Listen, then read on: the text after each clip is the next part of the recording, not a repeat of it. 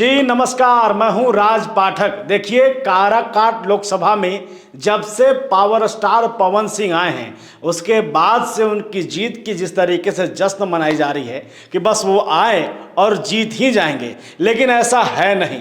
क्योंकि काराकाट लोकसभा सीट ऐसा है, यहाँ पर जाति कभी हावी नहीं हुआ है।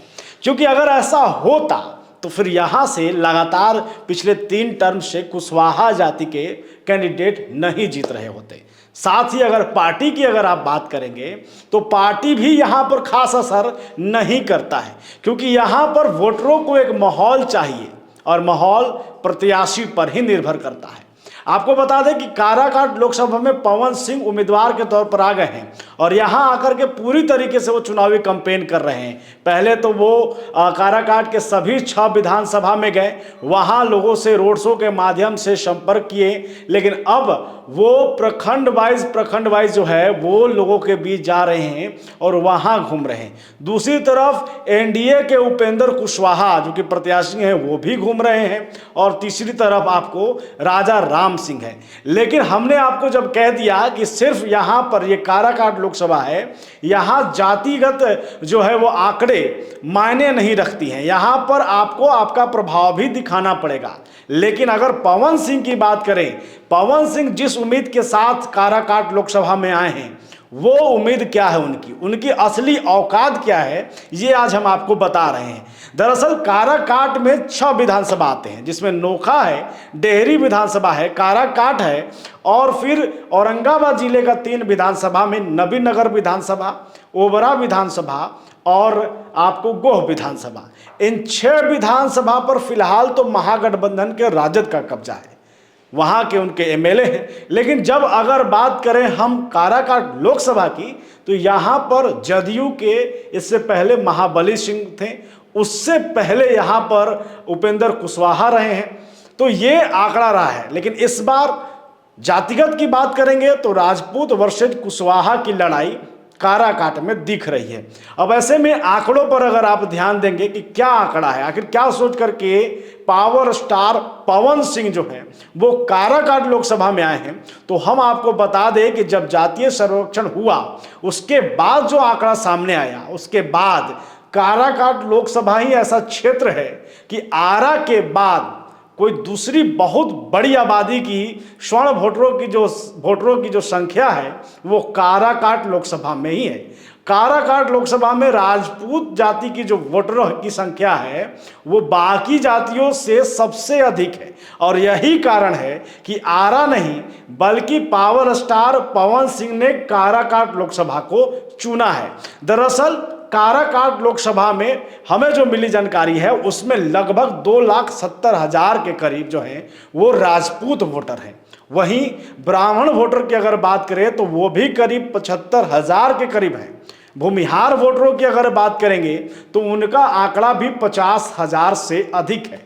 ऐसे में अगर स्वर्ण वोटर एक तरफा वोट दे दे, जो कि बीजेपी एनडीए के कोर वोटर कहे जाते हैं, अगर ये पवन सिंह के तरफ चले जाते हैं तब तो फिर निश्चित तौर पर समझिए कि उनका ये फैसला सफल हो जाएगा।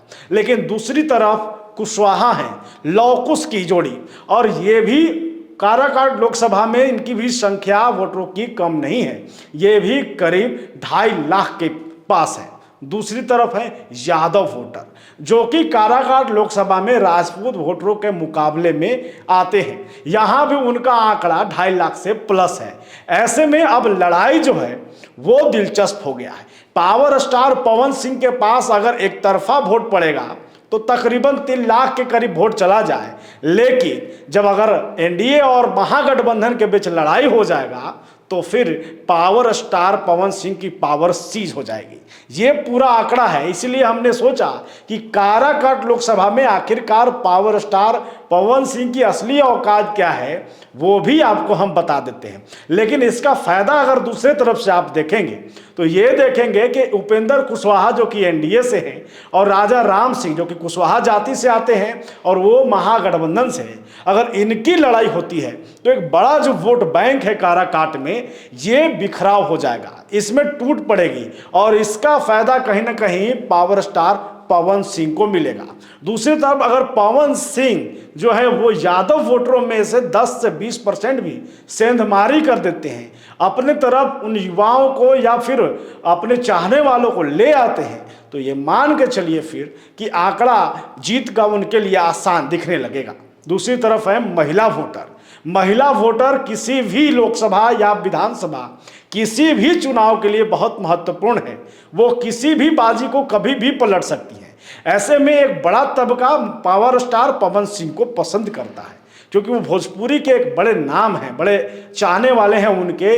चाहे वो भोजपुरी के माध्यम से देशभक्ति गाएं, चाहे वो भक्ति गाना गाएं, चाहे वो फिल्म के माध्यम से आए, तो एक बड़ा तबका महिलाओं का भी है जो पवन सिंह को पसंद करता है। और ख़ास करके रोहतास का 3 विधानसभा जो कि भोजपुरी से कनेक्ट करता है भाषा से, वो खास करके पवन सिंह का सबसे चहेता क्षेत्र है। पवन सिंह को उम्मीद भी वहाँ से ज़्यादा है और नबीनगर से। ऐसे में अब आप मान के चलिए कि अगर पवन सिंह अपनी जाति पर जाएंगे तो फिर एक कड़ा मुकाबला दिखेगा। अब अगर एनडीए और महागठबंधन के दोनों प्रत्याशी आपस में लड़ जाते हैं तो फिर इसका सीधा असर, सीधा फायदा भी पवन सिंह को मिलेगा। तो ये थी पूरी काराकाट लोकसभा के चुनावी और जातिगत आंकड़े जो हम आपके बीच लेकर आए। आप भी बताइए कि क्या लग रहा है आपको, कुशवाहा क्या टूटेंगे, यादव वोट बटेगा या राजपूत जाति एनडीए के कोर वोटर होने के बावजूद पावर स्टार पवन सिंह पर अपना विश्वास जताएंगे। फिलहाल बने रहिए हमारे साथ, लगातार हम आपको अपडेट देते रहेंगे। धन्यवाद।